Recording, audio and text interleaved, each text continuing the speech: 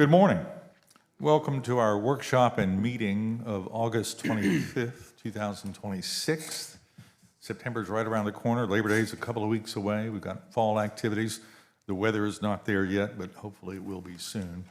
We have a workshop hour here. I know there are some executive session items. One item on the workshop. Mr. Manager, would you like to talk about Brittany Park, please?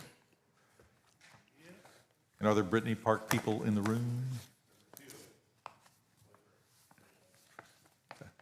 We were here before you beginning of June. This is Tony about Brittany Park.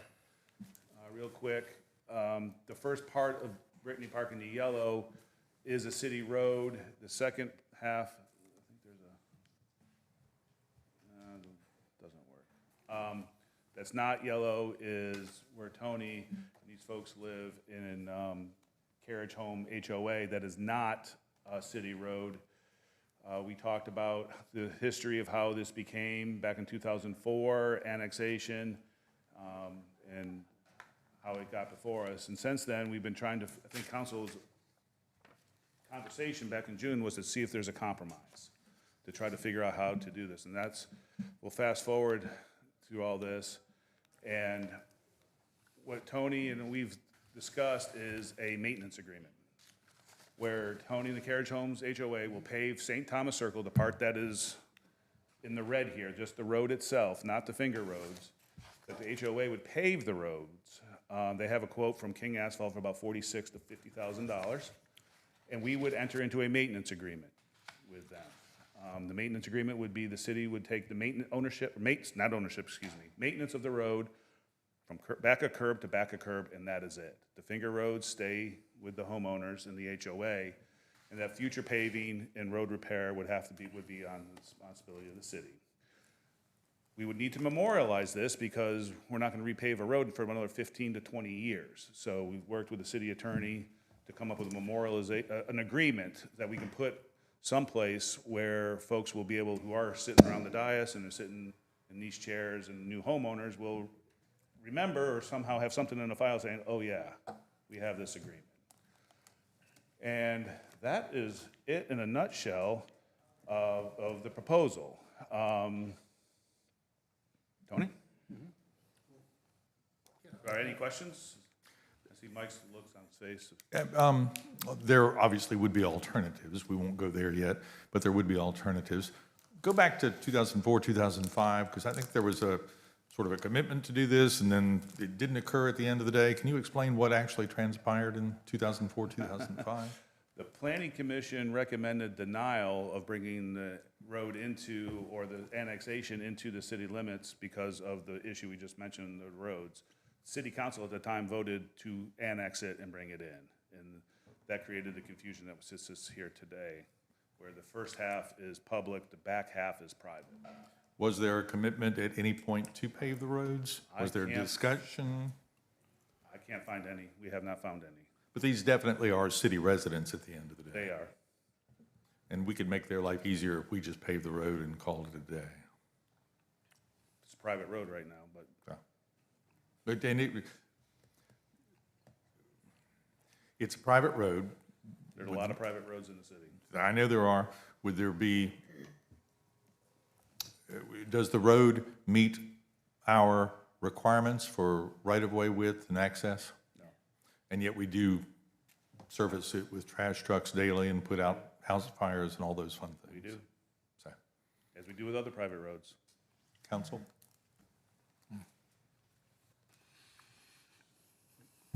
This is a very unique situation. Sounds like a good compromise. And this is a very unique, we were concerned about whether this is precedent setting. We kind of just talked about it a little bit. This is the only neighborhood I can think of that has this type of situation in it.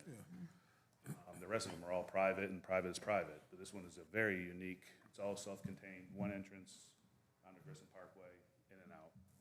It's a very unique beast. It sounds like a good compromise because in other situations, and correct me if I'm wrong, but we require the roads to be up to our standard to take them, and since that's not going to be able to happen, having them pave it to bring it up to the highest standard before we enter the agreement sounds like a really good compromise. This is best one we could come up with. We're not just paving the St. Thomas Circle. We're using King Asphalt, and they wouldn't even take the job because it was such a small job. So we're also paving every finger road. So the whole community will be up to your standards, okay, at a cost of $103,000. We've been trying to get to this point forever. Because basically, it's not, we appreciate the garbage and the fire department and the police department, okay? But we're also opened up to all other traffic. Like last week, we had 3 tractor trailers come through there. And these things do wear and tear on our road, and there's no way for us to stop it. We applied for a permit for gates at one time, and the permit was denied, understandably. It doesn't meet the criteria. But without a gate to stop it, okay, we basically lose the rights to our road because they're just open forever, and we pay for it. So I think this compromise would be wonderful. I'm just trying to explain to you guys, too, that we're not just doing St. Thomas Circle and leaving the finger roads to be an eyesore. Okay, we're doing the whole thing. And we're a small HOA. This 103 is a bite. Okay, but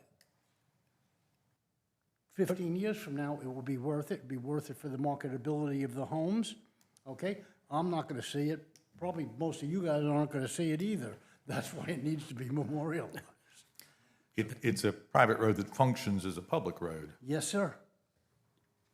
Does the maintenance agreement contemplate the city accepting the roadways? No, the city, when I was here the first time, I was asking for the city to adopt the roads, okay? And the gentleman, Councilman Chestnut, he remembered the situation, and he was remarking on it, and he's 100% right when he was saying, it should have been the whole road or nothing. So basically, the question is, it's necessary to do it. So that's where I'm going with, that's where I'm going with this. Excuse me? Yeah, oh yeah, the roads definitely, I had offered in that, I says, if we can't take the roads and adopt them, then I was saying, what about an easement in perpetuity in exchange for the service on the road? And that's basically where we are right now, which would be great. It would just satisfy our needs, and it would satisfy the city's needs. Sorry, thought I had my phone off. Thanks for the reminder. Are there other roads within the city that do not meet our standard requirements that are adopted and city-owned? I'd have to find that, I don't know. I'd have to find that out. Not off the top of my head, we didn't research that question. Anybody else? I agree with Dr. Connor. I think this is a very good compromise. I'd like to see it go through, I think. Yeah, I would too. The office of the city manager has, they're balancing all this stuff, trying to make this thing work, so. Maintenance agreement is going to be a very important, Will and I have had a conversation, it's going to be very important to get everything spelled out as best we can into that document, and then memorialize it for future generations. And as you said, 15 years from now, I'm not going to be sitting up here. No, I'm not. I'm not gonna be standing here. I don't have any issue with the compromise here. I agree with Bill and also with Debbie. I think it is a good compromise, but I do have a question. Just maybe somebody, Mike or Phil, the question of the gates. I mean, why would they, it's a private road, it's a private community, it's basically, the only thing that I've ever known about not being able to have a gate to your neighborhood was because it couldn't be a private road. But I was always under the impression if the road was to remain private, then it could be a gated road. Can anybody answer that for me? Doesn't meet the stacking requirements. Zoning, Charlie Rao can answer that question. Okay, I'm just curious. Good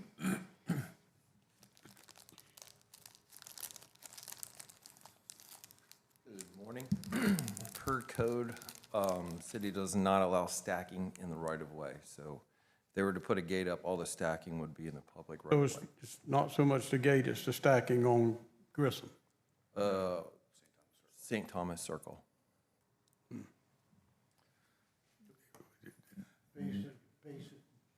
Basically, there's not even room where you couldn't put a turnaround. You'd be pulling people's front yards.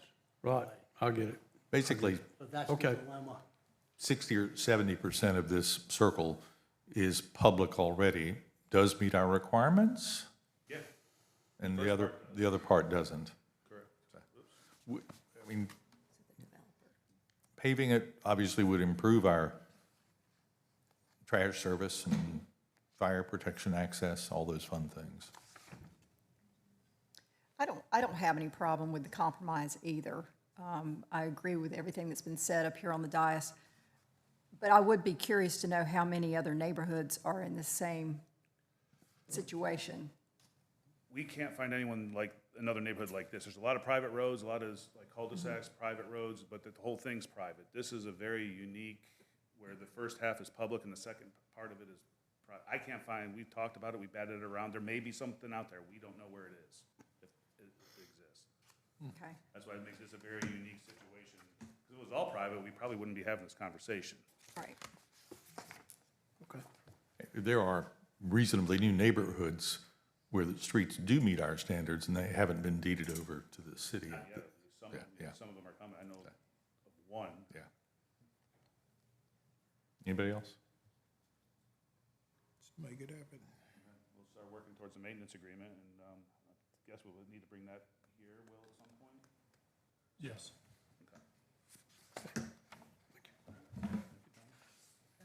Thank you. Excuse me, one other question, Fox. This quote expires here. What are we? We gotta get moving fast. We gotta get moving fast. Yes, okay, perfect, thank you. All right, thank you. Council, do you have any other items to talk about during the workshop? We've got some executive session items that we may be able to take care of here in the next 48 minutes. Do you have anything else to bring up?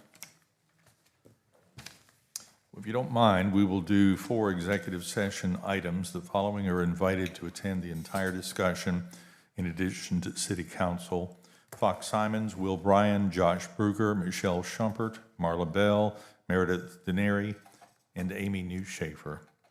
The first item, motion to go into executive session to discuss contractual negotiations regarding the 21st Avenue PUD. Motion to go into executive session to discuss contractual negotiations with the promoter of Rockfest.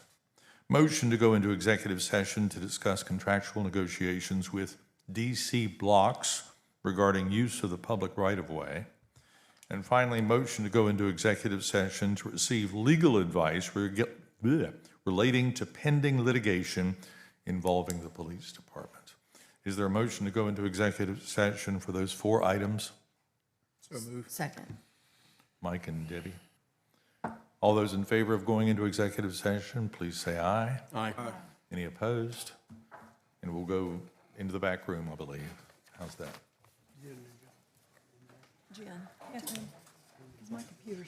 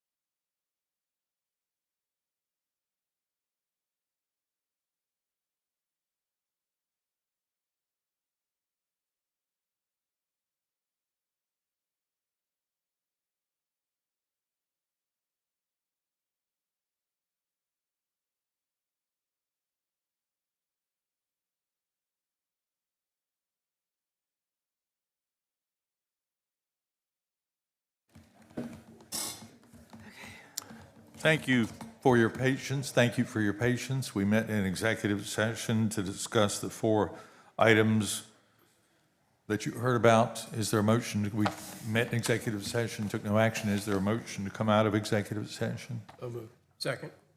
Mike and Bill. All those in favor of coming out of executive session, please say aye. Aye. Any opposed? We'll take a break for 10 minutes, 11 minutes, until the regular meeting starts at 10 a.m. Thank you.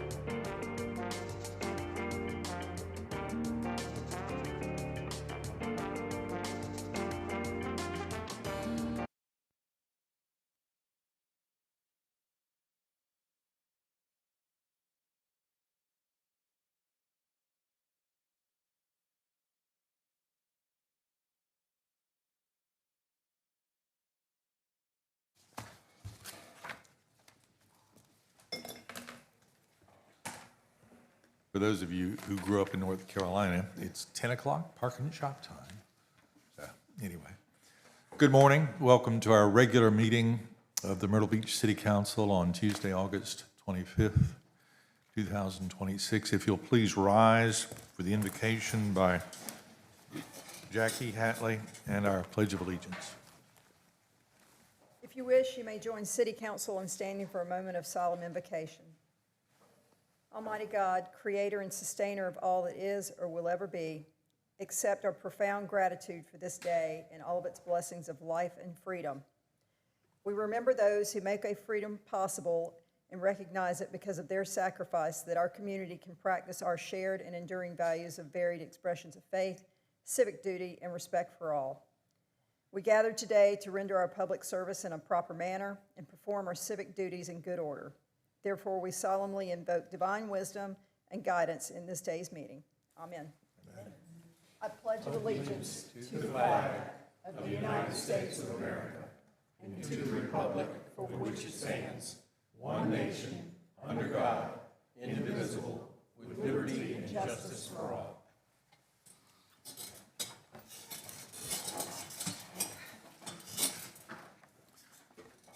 Again, thank you all for being here today. We appreciate your presence. We have an agenda to approve. Is there a motion to approve the agenda as presented? So moved. Is that first? And Mike, with the mics, please. Any discussion from council? All those in favor of the agenda as presented, please say aye. Aye. Any opposed? We have minutes from our August 11th City Council workshop and meeting. Is there a motion to approve those as presented? So moved. Second? Any discussion from council? All those in favor of the minutes for August 11th as presented, please say aye. Aye. Any opposed? Public requests, presentations, awards, and memorials. Only one item today for a change, and that's the Communications and Creative Services staff update. So we'll do that at this point.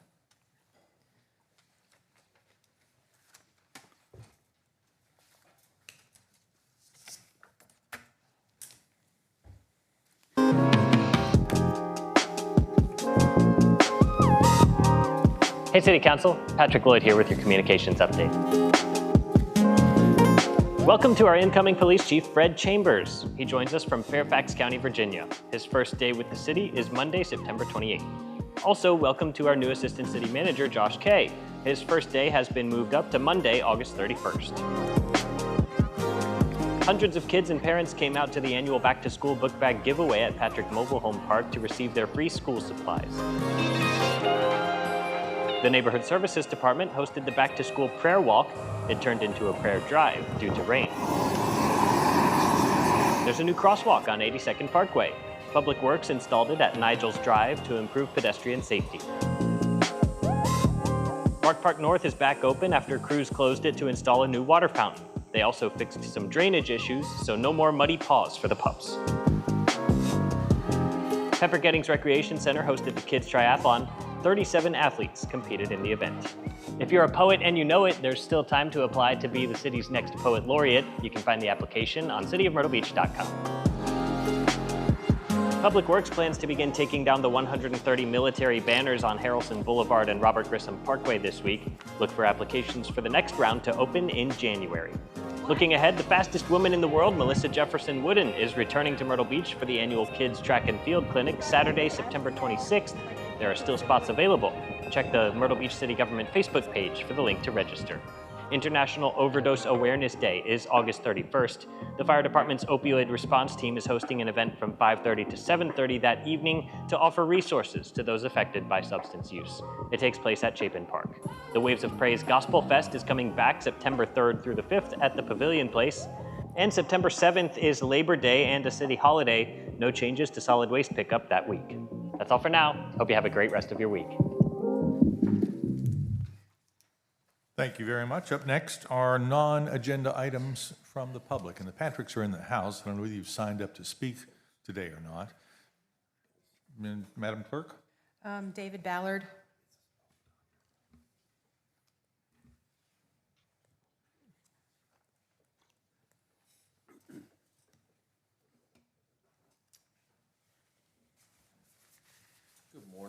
morning. My name's David Ballard, and I am a business owner on Broadway Street, Pixel Fixer. I've actually done some work for the city before. I'm right next to the Yellow Cap people that do all of the extra cleaning and stuff. They've done a great job. I come today because in the last few months, my customers have made a couple things available to me, which are that they feel unsafe coming to the area. And I can only attribute that to a few things. There are people on the benches out front of my store, across the street. There's 4 benches, basically. And the people that are on them change so often. My customers are being asked for money, rides, cigarettes. You know, we're talking mom with their kids, you know, in and out on lunch. And when they call me back, they're like, hey, I need to come back.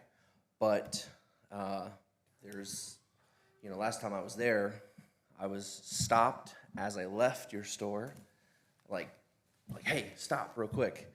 And then they're asked for money or a ride or, and, you know, to a mom with kids, that's very unstartling. You know, if it was just me or, you know, somebody else, you know, but that just, you know, that lady, and there's an elderly lady at one time, one of my customers felt so bad that she actually gave the person a ride.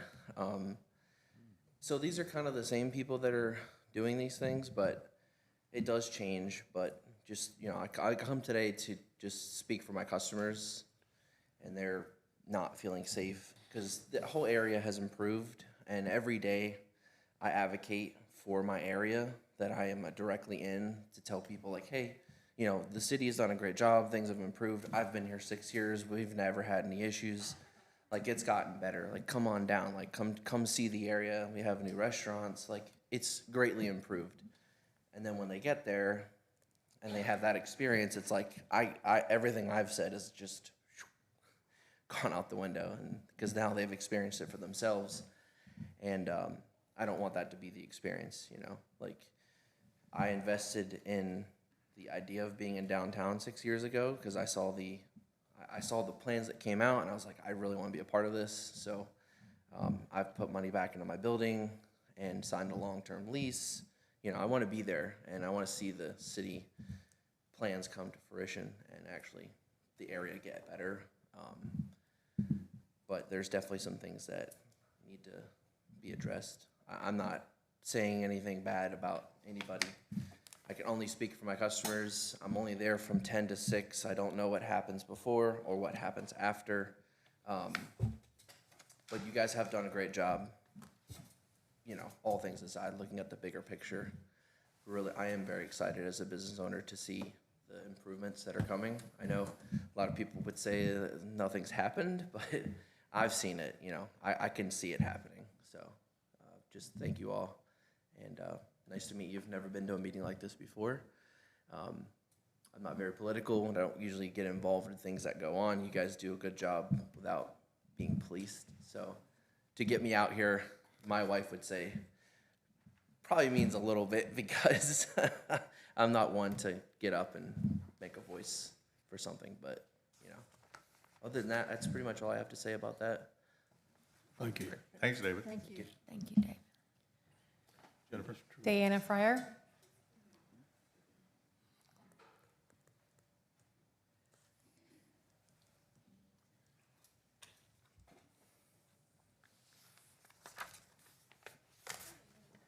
My name's Deanna Fryer. I am a native of Myrtle Beach. I just wanted to share my experience, and I sent some pictures earlier. I don't know if you've received them yet. I'm going to address the benches as well. I am a resident of Myrtle Beach, downtown, 5th Avenue North. I had the option several years ago. This home has been in my family for over 75 years. I had the option about 10 years ago to tear down the home. It burned. I opted not to. I reinvested. And I have invested a great amount in that little space. And every day that I wake up and come to work, the sight's not pleasing. I have my grandchildren in town this summer for 2 weeks. They were afraid to leave my yard. The pictures I sent, the only thing I can ask you to please consider is maybe removing the benches. They're not there for what the intent was. And that's really all I have to say. Thank you. Super, thank you. Thank you. Ruben Hyman.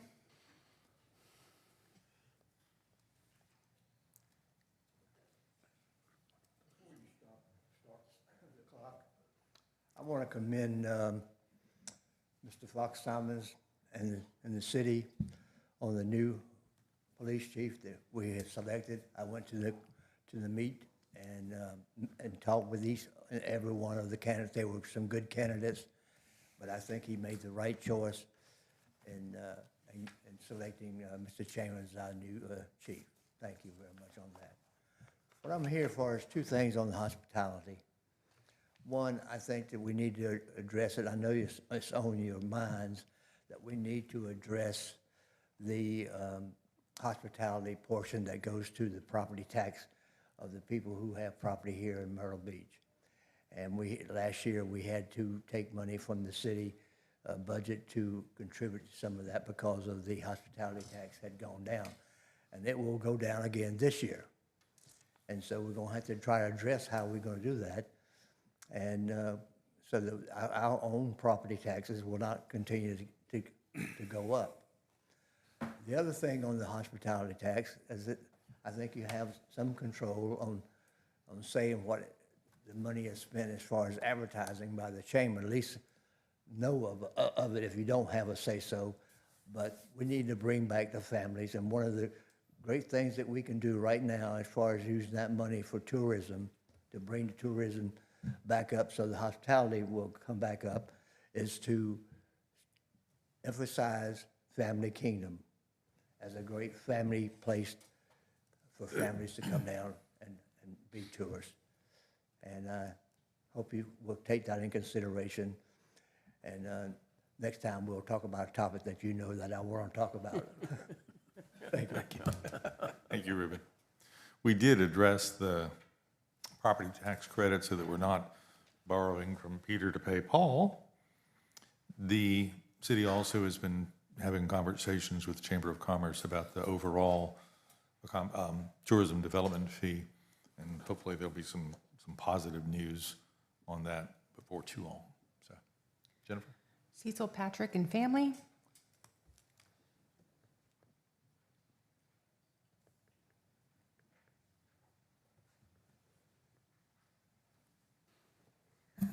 Good morning. I'm Dana Painter. This is my sister Becky Robertson and our parents Cecil and Barbara Patrick. We just wanted to give the city a big thank you. You saw a quick picture on the communications thing of the Highway 15 Back to School Bash. We could not do that without the city of Myrtle Beach. About 10 years ago, Neighborhood Services approached us about having something in our community, and it has grown from about 400 kids to, we estimate, about 1,200 kids plus families this year. We want to thank Neighborhood Services. The Special Events Committee met with us to make sure things were in order. The Convention Center provided tables and chairs. Parks and Rec Special Events gave us barricades to cut the grass. The fire department was there. We had some first aid needs, they were there. The police department was there directing traffic. Chapin Library has been there every year giving out books and signing up families with library cards. And we were on the Friday Facts. I'm not sure which department that is. But we especially want to thank the police department and fire department, because many of the children in our neighborhood are Hispanic or from other countries, and they fear people in uniform. And these men and women get out there and mix and mingle with the kids and families and show them that they're safe. And that's very important, because we've heard of kids hiding. Their parents teach them, the police are at the door, hide. And that's not what we want. So that's one of our options. Their biggest thing is we want our children to go to school the first day with all the required supplies and not be embarrassed. And thanks to the community of Myrtle Beach, that's happening. We purchased 1,700 backpacks plus supplies. What we didn't give out the first day, we gave 40 to United Way. We gave 20 to Alliance Apartments, which is transitional housing on Mr. Joe White Avenue. Impact Ministries has a program with the Carver Street Apartments. They got 20. We gave 75 to Phoenix Rising Race Path, And we also loaded all these groups up with pencils and paper and miscellaneous stuff. And then each of the Myrtle Beach cluster schools were given what was left over. But we just want to thank the city for helping us and allowing us to do it, because it's a big community outreach. And we had, I don't mean to take so much time, we had 3 churches, 1 school, 8 businesses, and 23 social service agencies. And we had about 100 volunteers from the community. So we just want to thank you for letting us do that. Thank you very much. We Thanks. can't do it without you. Yeah, and we already got a date for next year, Friday, August 13th. Excellent. And Dana and Becky and Barbara and Cecil, we should be thanking you for taking such good care of the young people in our community and the families in our community. We want to make this bigger and better for you. Councilman Louder and I were both there for the event. It felt as big as last year. You're telling me it wasn't quite as big I as think it was last. just too hot. Just too hot. It was too hot. It was 100 degrees, basically. But thank y'all very much. And maybe there are some ways that we can assist. So speak up, let us know. We talked about providing some additional parking. We don't own the land across the street, but it's vacant at this stage. So maybe we can work with some of the property owners in the neighborhood to provide some temporary additional parking to make it a little easier to handle all of that. But we need to be thanking you. In fact, let us do that.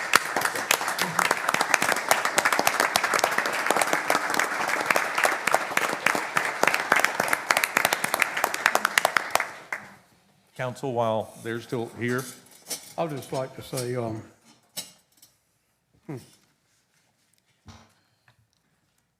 you really had to be there to truly understand what took place. 1,200 backpacks doesn't represent everything that took place there. I think the number of people coming through, I think they gave up trying to keep count on it after 900. And when I left at 10 after 7, there was probably 400 plus still in that area right there that were collecting items or whatever for stuff they needed. Absolutely amazing to see the folks. When folks, you know, you hear about people lining up for concerts and like the Black Friday and all that stuff, how they line up for hours outside waiting to go in. I think the count was around 130 that were already in line like an hour and a half before they opened the gate to actually come in. And the photos you see, I think Mark's got a great video that would actually show what the numbers really were of just the total families that were in there. Absolutely amazing event. And it's a great event for the south end of Myrtle Beach especially. And there were, believe it or not, there were a lot of folks from other areas of the town, of the city of Myrtle Beach there as well. And I just want to personally thank my friends, the Patrick family. Thank you.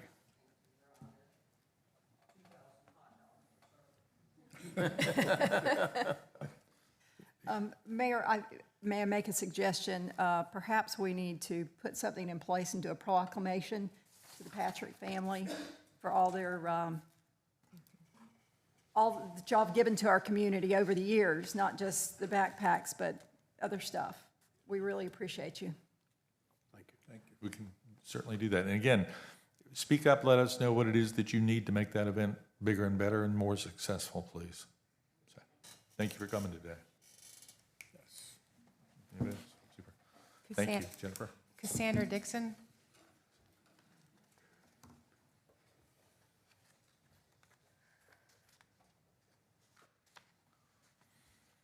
Hello.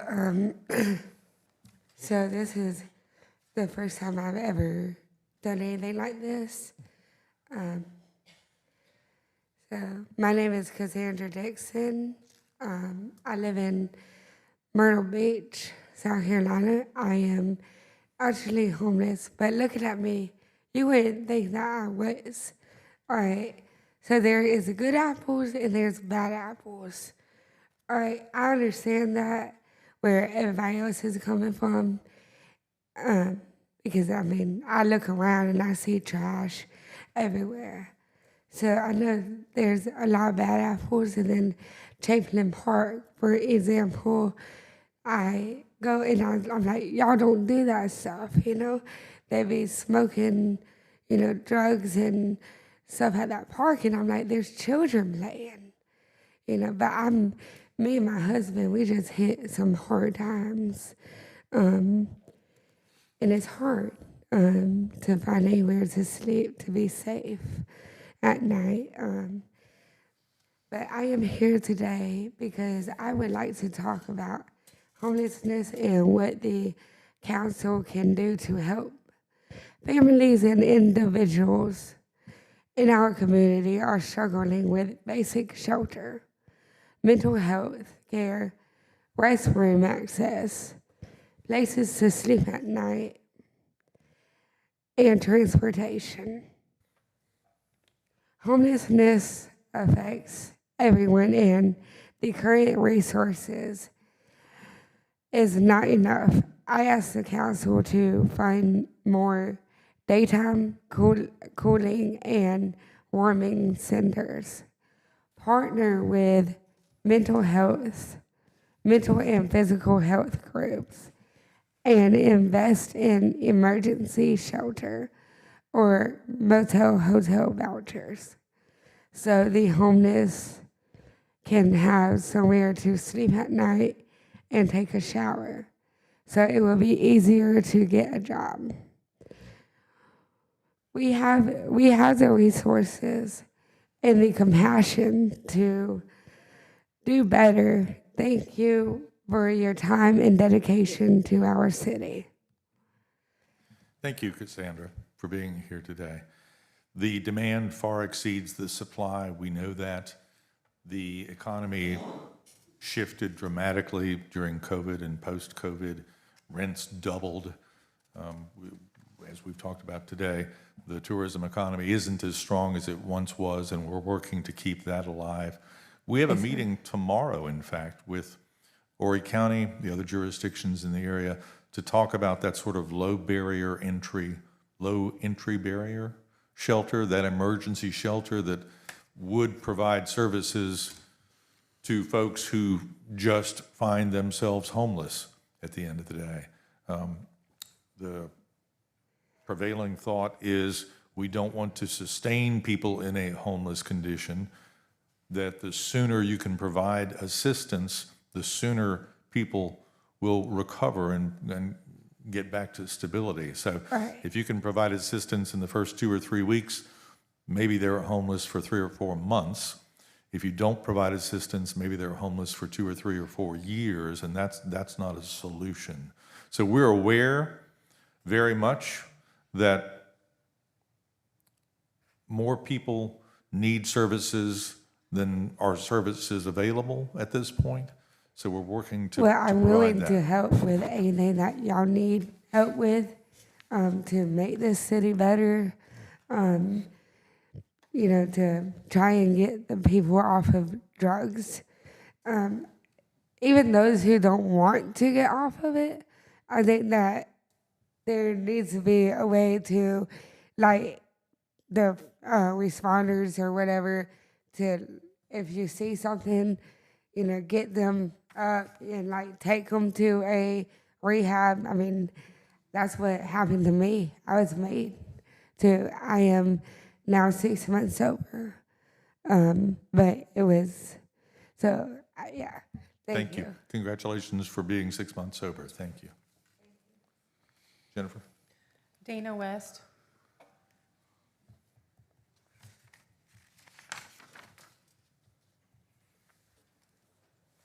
Good morning. And I want to start off with thanking you all for doing what you're doing with the city. The city of Myrtle Beach, we, as a company, my husband and I, came in 2021. When we brought the company, we were at a location that was beautiful, it was prosperous, and we were really excited about being here and the opportunities and all the people that were moving here to Myrtle Beach. When we got wind of the Arts and Innovation District, that we realized this was the place we really had to have our company. It needed to be here.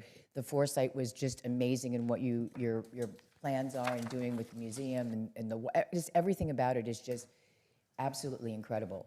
So we invested a couple $100,000 and moved into the Arts and Innovation District, and we're on Broadway, so we're right down the street.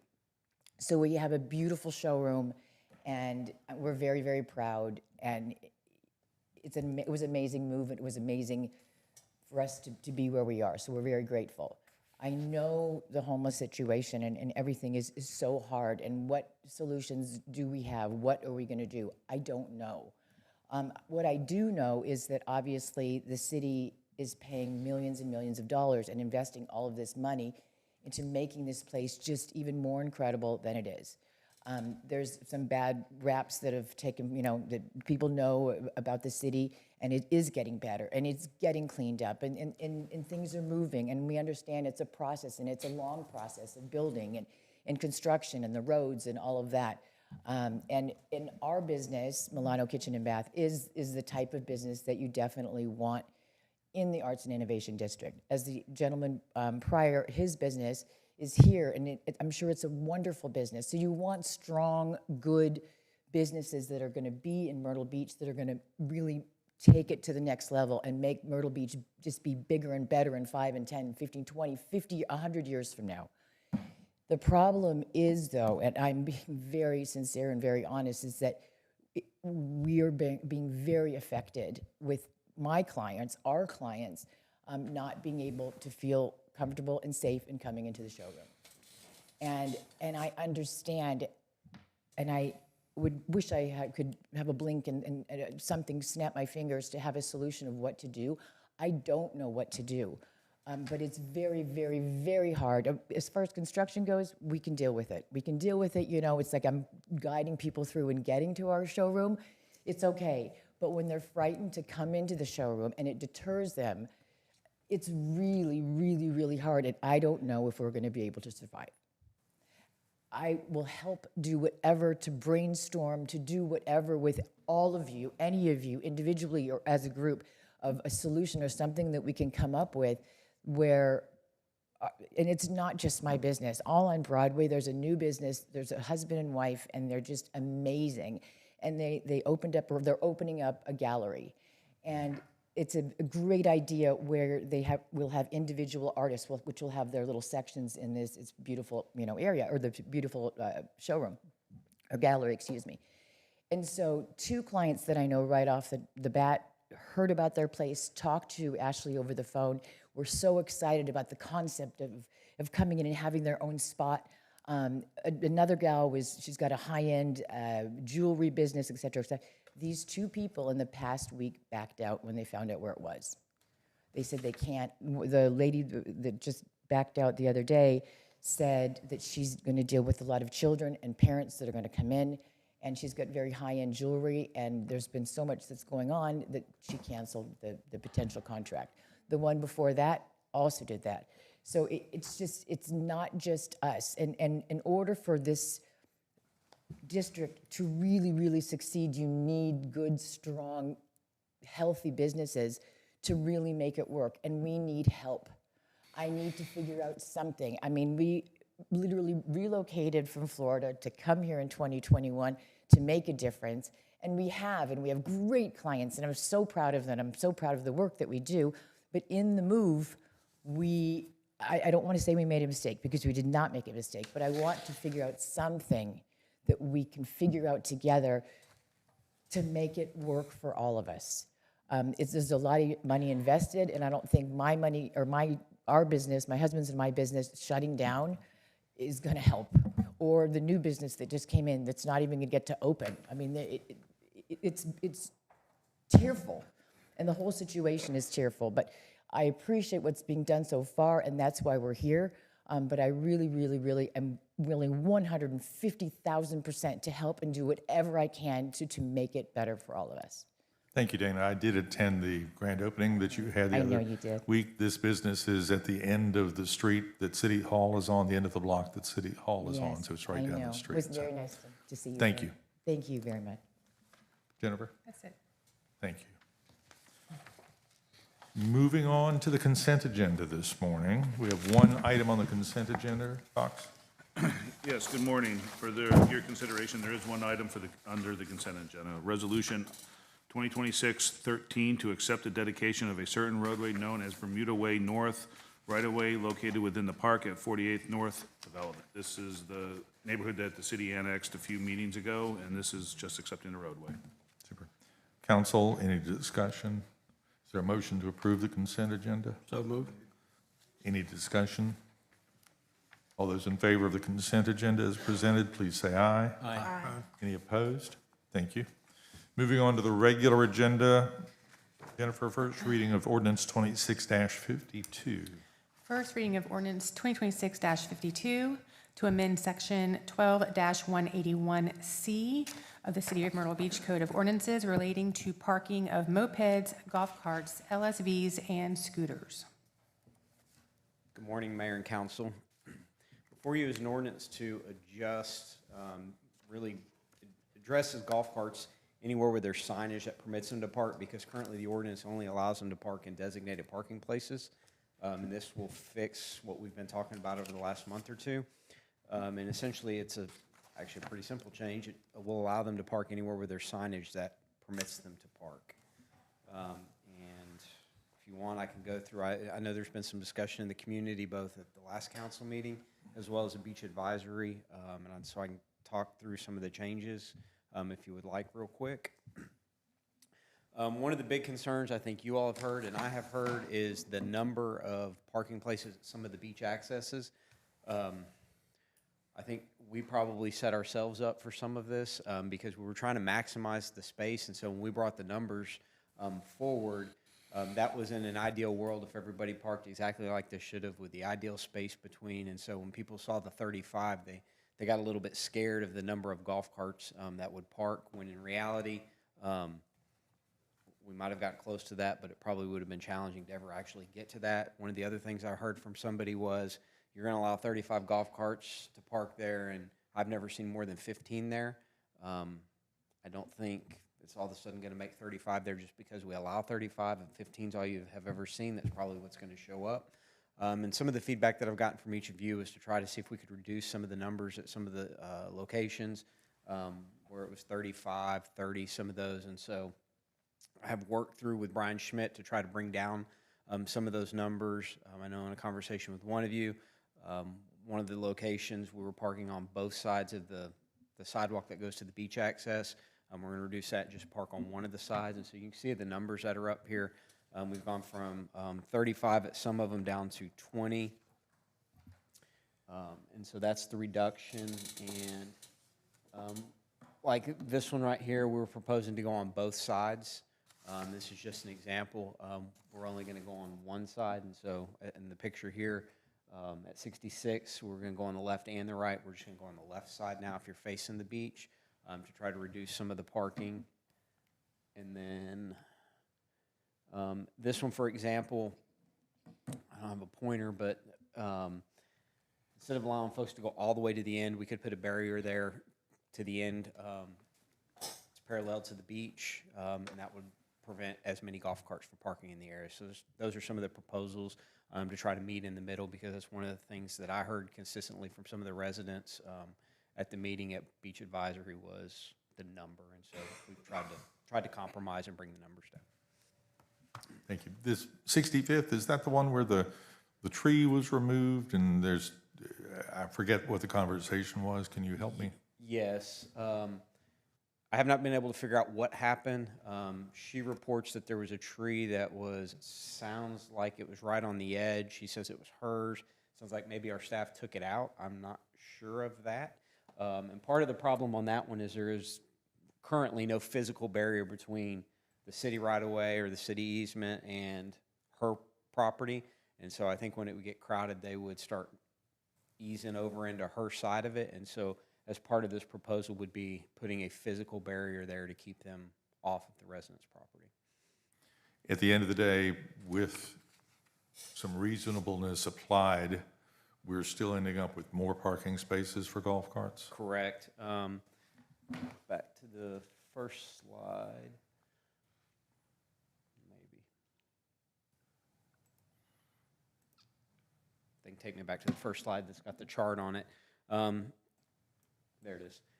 Currently, And again, this is a range depending on how everybody parks that day. Currently, there's 198 to 228 spots. This would go up to 366 to 467. So it is still a almost 100 100% extra increase. spaces, Yeah. basically. So, Correct. Motion to approve. Second. got a motion and a second. What are we actually approving here today? Can you explain Yes. the ordinance amendment, please? Yep. So the current ordinance says that it's unlawful to park a golf cart, low-speed vehicle, moped, or scooter on any public property unless it is in a designated parking place. This will add a phrase to it that says that they are allowed to be in designated parking spaces for vehicles or in an area designated by signage for parking of mopeds, golf carts, LSVs, or scooters. And so in these areas where we are going to permit the parking, it will be signed that they're able to park in that particular area. And it will be signed for golf carts with decals? That's correct. So, That's correct. so keeping it, not opening it up to large numbers of additional parking that would be That's correct. not neighborhood friendly. Yes, sir. Okay. Any other discussion from council? Any discussion from the public? All those in favor of first reading to ordinance 2652 to amend the rules regulating the golf cart parking, et cetera, please say aye. Aye. Any opposed? Thank you. Jennifer, resolution 26-14. Resolution 2026-14 is to create a facade improvement program within the city of Myrtle Beach.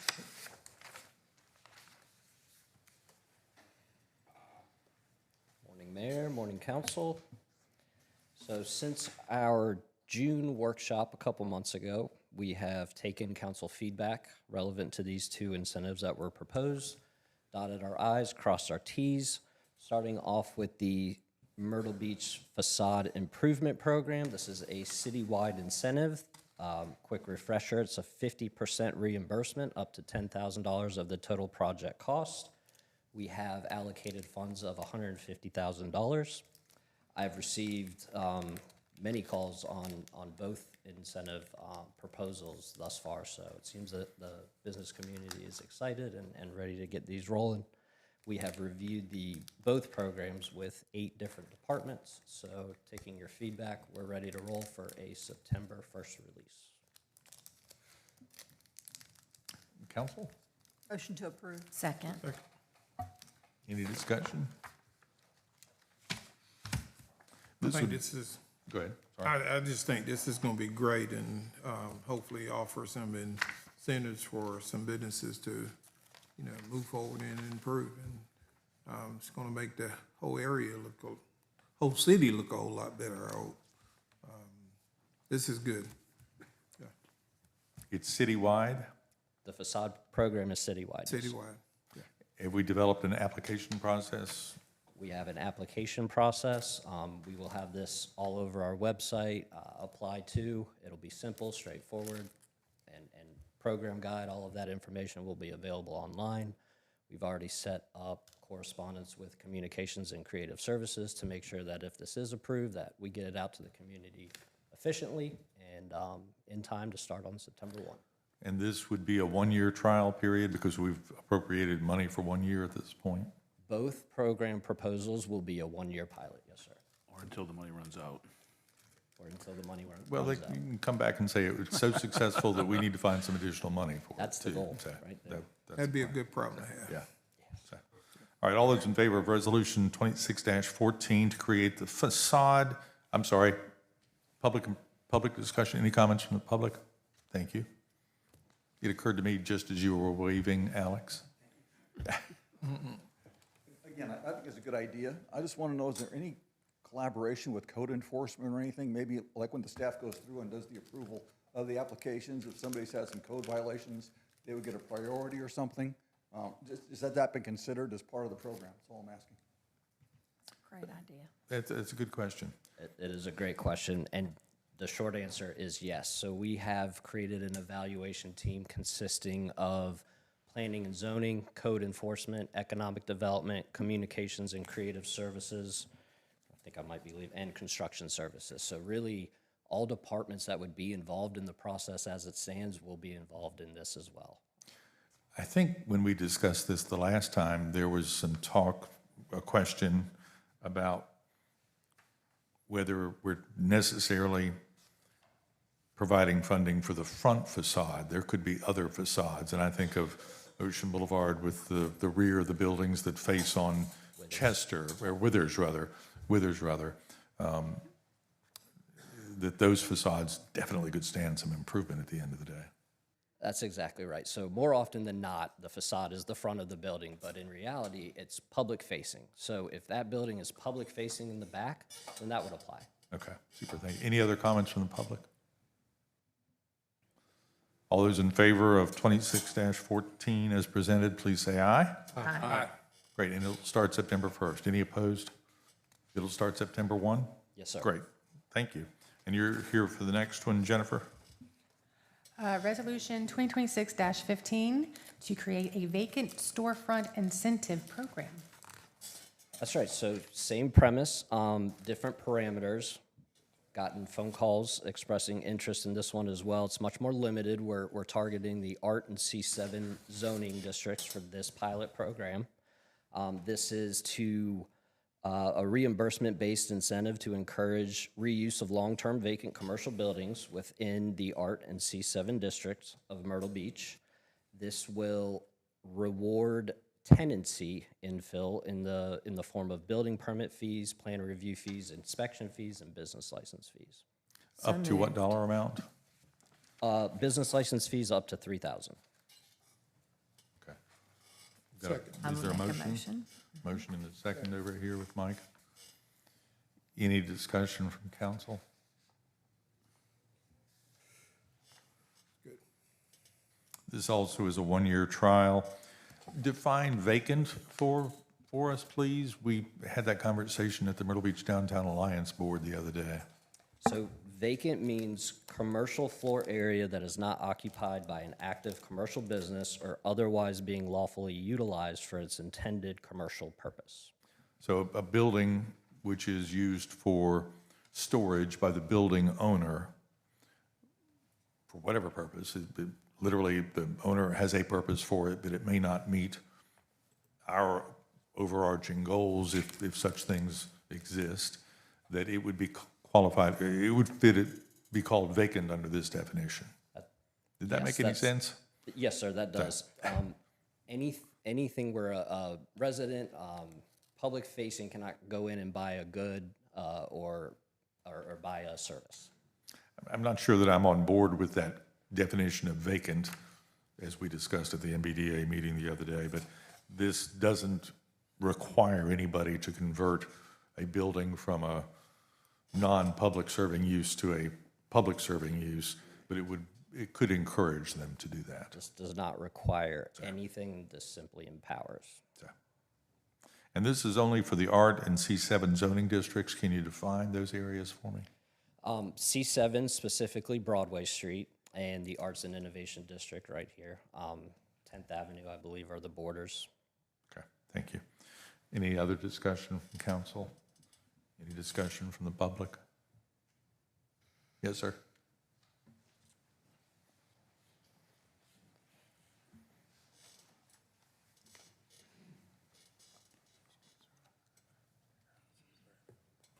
So the original Coastal Glass building, that's directly across the street from me. I actually met the gentleman that purchased that building. He utilized some incentive program that already existed to, like, I guess, refund some taxes, but he cleaned the whole building out. And I met him and I said, you know, like, what are you doing? He's like, well, I just bought it, you know, for tax purposes, but I'm cleaning it up to try and find a tenant, long-term tenant. He said one of the issues that he had was just getting it repurposed for like multi-unit. Right now it's just one big giant factory. It's got a triple ceiling, old crane system, and he said that I guess he was getting some pushback from the people that approve that sort of thing, so he kind of just shelved it. And I haven't heard from him or seen him, because my landlord has tried to buy the building in the past, and he had similar issues as well. So the incentive program might bring forth him to try and bring it up and add more business fronts to Broadway Street, which would be great. Because right now it's just one big building and there's just nothing happening with it. And if I hear you correctly, David, we were resistant to the idea of making multiple uses out of it? Yeah, because of, it's just so old, the building's so old, and it just didn't meet code, and in order to break it up into individual units, he said that there was just, it was just gonna cost an absolute ton of money for code and compliance, that it was easier for him to try to find one person to rent the whole space than it would be for him to split it up into multiple spaces, to then find individual renters at a more reasonable rate, because you calculate the square footage for the area that says this is how much commercial spaces would cost you. I mean, he showed me like his list of rent. It was like $30,000 a month for like the square footage. That's really hard to find because, in recent years, the city has redefined code for use in the area, specifically Broadway Street. There's no more industrial, there's no more automotive, there's no more of those types of businesses that are allowed to operate on the street. So he's like, when I bought it, I figured I might be able to find somebody, but every tenant he was finding was in one of those areas where it's not allowed. So it is limiting his ability to find somebody. And again, this is not my business. I have like nothing to do with it, but my business is directly across the street from it. So it'd be cool to see something that wasn't that. It's been that for 6 years, but I think it's been empty for over 20 years, like a really long time. I don't think they've been in business since like the 70s or something like that. I would say, I'm not so sure that code enforcement and zoning has been resistant to helping.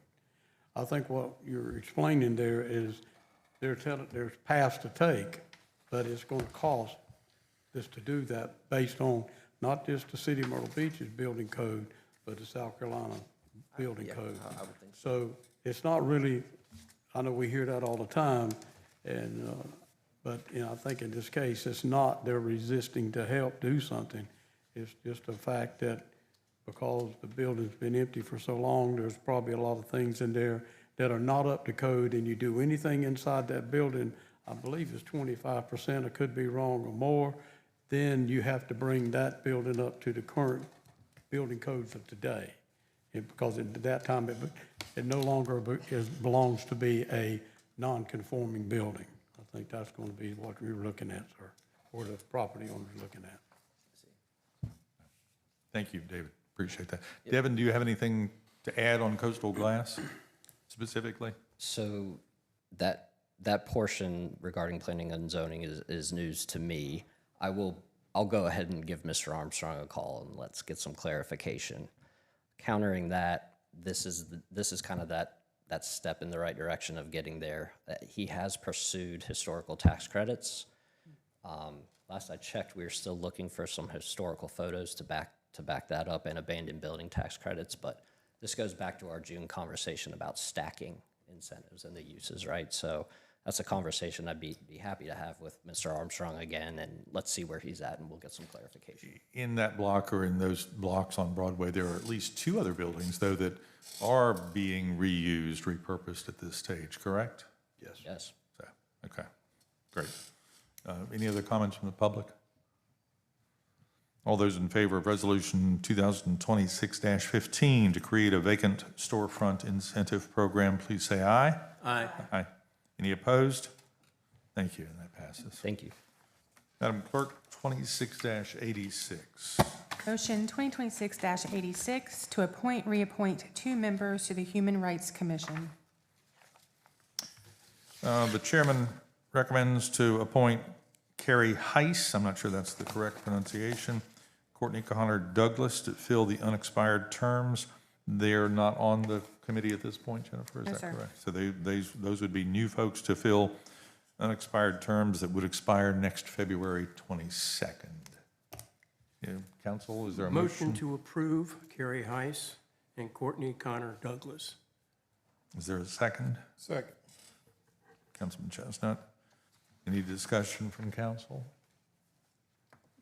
Any discussion from the public? And both of these are Myrtle Beach residents. Yes, ma'am. All those in favor of those 2 appointments to the Human Rights Commission, please say aye. Aye. Any opposed? Thank you. Then they're appointed. We have another block of time for non-agenda items from the public. Anybody have something they wish to express this morning? Yes, ma'am? You got to come forward. I just want to say that if anybody sees me like on the streets or whatever out there, just please don't judge me just because there's bad apples out there. I'm just trying to do my best to get a job. I be walking all the time from place to place. Hey, are you hiring? I'd rather it be the old-fashioned way, even though it's all online nowadays.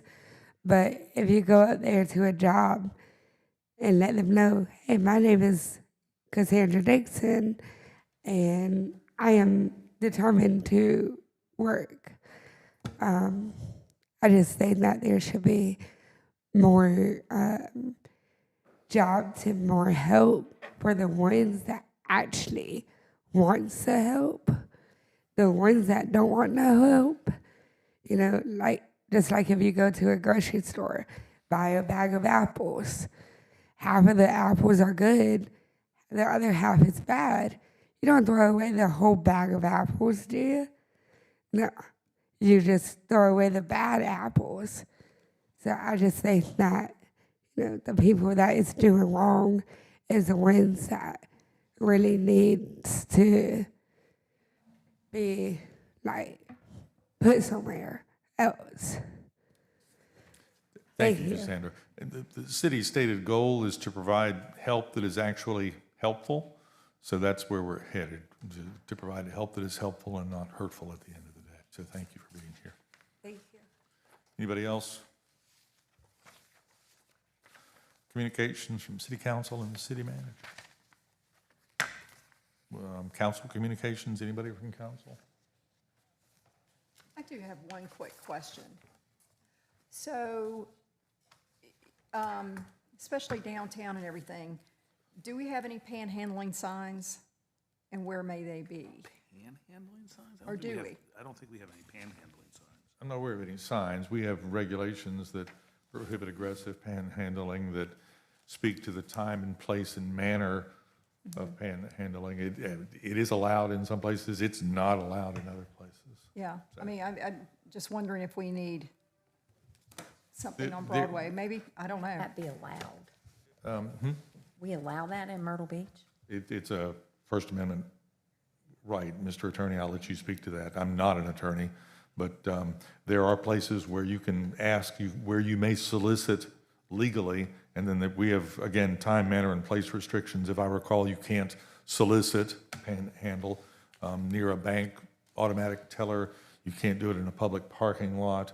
I think the boardwalk is an area where it's not technically allowed because of the special nature of the boardwalk.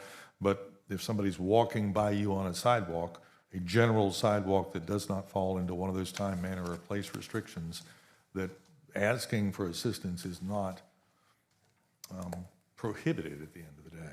We also have a rule that I don't think the county does, where you cannot solicit from the sidewalk into the street or in the street to passing vehicles. You can't do that as well here.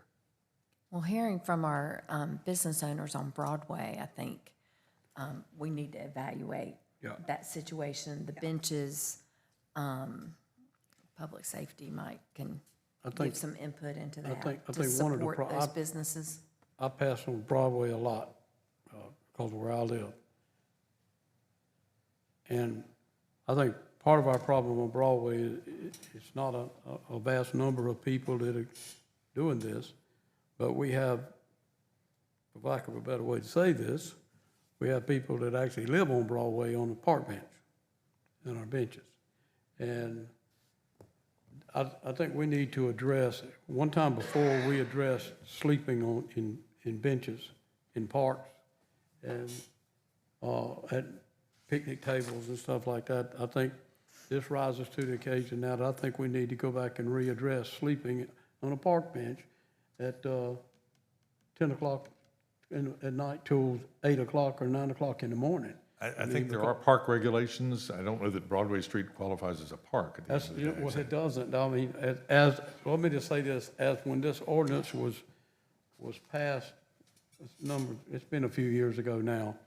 And the reason we did this was because there was folks sleeping in the parks and everything like that. But in the ordinance, you couldn't lay down on the bench and go to sleep, but you could sleep sitting up.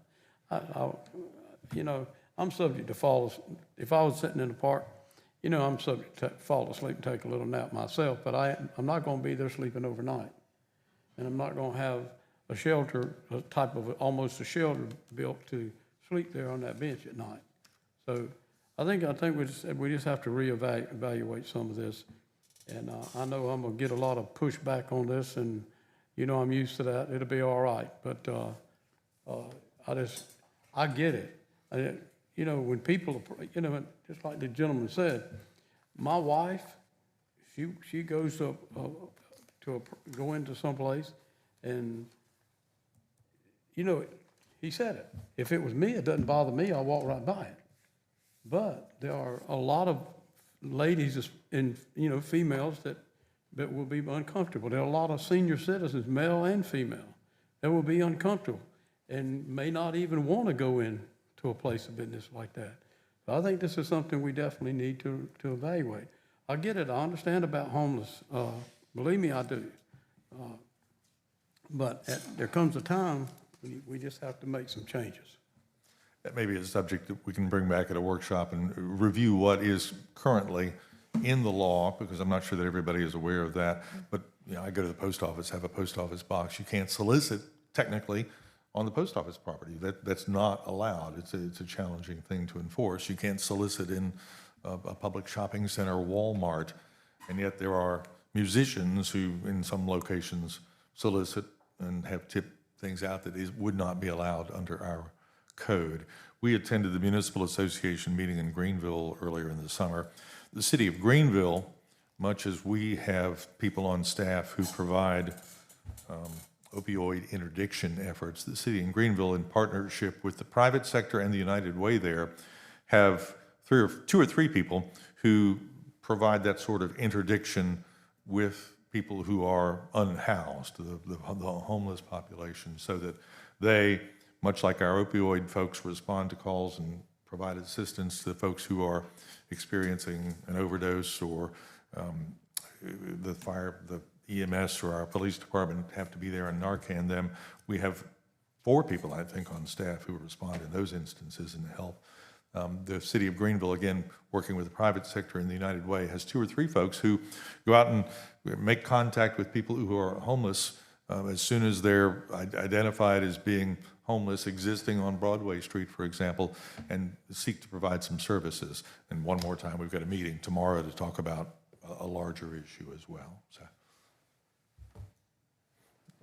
All right, anybody else, council? I've got a couple of quick questions. Update on the Oak Street construction downtown? Yes, the Oak Street, is we started informing people it's probably going to be delayed. They've got some issues, and we're working with CL Benton as well, which is then in turn going to probably delay the 9th Street portion that was supposed to begin in September.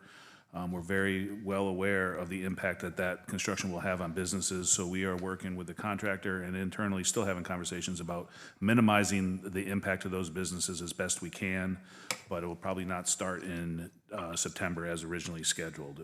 Once we have a final new revised schedule, we will be communicating that far and wide when that time comes. Will 9th Avenue jump to a different place on the schedule, or will it just be most later? likely? Okay, Most so likely it'll to jump later, a different place. probably next year in 2027, later half of next year is what we're looking at. We're trying to trying to work with the contractor and everybody to minimize that construction schedule as well. It is least impactful for everybody as we can. And where on Oak Street, what, are we looking at another month? Where are we on Oak Street? Month, I guess, probably another month. Okay. I got, speaking of parking and streets and all that stuff, look, back in the spring, we start with what I'm referring to now is our market there at, right there, Joe White, between Joe White and 10th Avenue. There are folks that have been there and they have been faithful. They have been there for better than 10 years. And I just got to tell you, we got to figure out some way that the vendors that are there, that people who want to go there and buy from them can have a place to park. My wife went Saturday, and of course, she comes home and gives me a report every Saturday, as a good wife would, about how she had to sit in the traffic lane on Joe White till a parking space got available to go in there. And I'm looking over there this morning when I came to the council meeting, and the parking lot's vacant. And so where do all those vehicles come from that park there on Saturday? So, and it's not like it's a lot of, some of the vehicles are city vehicles, and some of them are construction vehicles. I mean, I think we've got plenty of parking behind what I'll refer to the old police department and the parking lot, just south of the city hall. I think we've got other areas we can park these vehicles at, so people and believe me, there's a lot of people go to that market. And I think we could find another places for these vehicles to park other than there that takes up all the space for people who want to go there and buy produce. I don't know why it would have been overly busy on Saturday, because the parking behind city services is open and complete, is it not? It is. Okay, so I don't know why. I didn't show up this Saturday, I showed up last Saturday, but anyway. Speaking of that general parking area, where the bus depot has been rerouted, there are growing potholes in that entryway across from City Hall. If we can patch some of those potholes. We can certainly look at it, but I think that's on the areas that's going to be next on the list of being readdressed, so I'm not sure how much work we want to do. I know Coast is actively looking for another location, so. Take a look at the potholes. So, and then there's a ribbon cutting this afternoon at 3:30 at Emerge for the new building there at Emerge on 9th Avenue North. Yes, I believe there is. 3:30 this afternoon. 3:30. Anybody else? Motion to adjourn. We've got a motion and a second to adjourn. Thank you for being here today. All those in favor, please say aye. Aye. Any opposed? Thank you. Have a great day. Don't melt.